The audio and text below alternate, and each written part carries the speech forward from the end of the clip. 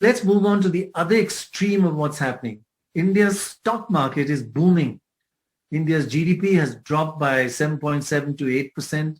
Global GDP has dropped, but the stock market in India and the world have shot up. So how are these two contradictory trends explained? What's responsible? And really, what does the stock market say about any economy then? It doesn't say very much. What it does say is something about the value of stocks, and the value of stocks depend on a variety of considerations. It doesn't depend on how productive the economy is or how much individuals are earning as a wage or as an economic transaction benefit. It's mainly concerned with how the value of capital compared with the value of the realization if you were to sell the product. And it's a relative magnitude. So the stock market could easily go up even when the economic performance for the economy as a whole is pretty bad. This is not the first time this has happened. And now I'm going to ask you a really unfair question. As our economy starts doing well again, what's going to happen to the stock market? Will share prices rise or will share prices fall? As I said, very unfair question. Well, I think stock market has many elements, and one of them which Arthur Pigou particularly emphasized, that the state of psychology is very important for that. And if they succeed in convincing people that everything is going up and up, and the value of the assets, if sold, would have kept its value up, I think the stock market can go up without much difficulty. I think stock market is not a very good way of judging things.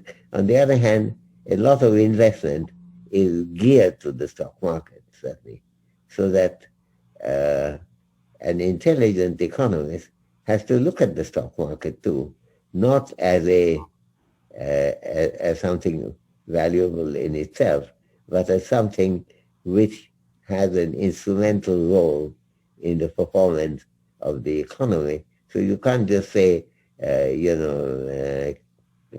kick stock market. You have to see how you can integrate that in a capitalist economy. And I don't think the world is going to move very far away from a capitalist economy in the near future. And now from the sublime to the ridiculous, have you invested in cryptocurrencies like Bitcoin? And if not, why not? I haven't touched it. You see, I want to do things that are both fun and honest. As a general rule, everything I do must have that rule. I don't take that view. On the other hand, something which is clearly capitalizes on dishonesty and which is basically a confidence trick. I don't really see, unless I was in a very bad shape, why I had to go into it. I'm not in such a bad shape. In this context, we've heard that you're going to teach an amazingly relevant course next year. It's on truth. And I say it's so relevant today as we live in a world where there's trust deficit and truth deficit, both at their peak. It's never been so bad. We are planning to do a course next year on the truth. And the plan is, because I'm increasingly convinced that a lot of the difficulty in the world arises from people's perception of truth being so limited. Wittgenstein once said to a friend, Wittgenstein, the great philosopher, that I wish I could be a better person by being more intelligent. What we have meant, because being intelligent is not much to do with think about being a better person. But he thought that a lot of our failure, our inability to do the right thing arises from intellectual failure, and in particular not understanding the truth.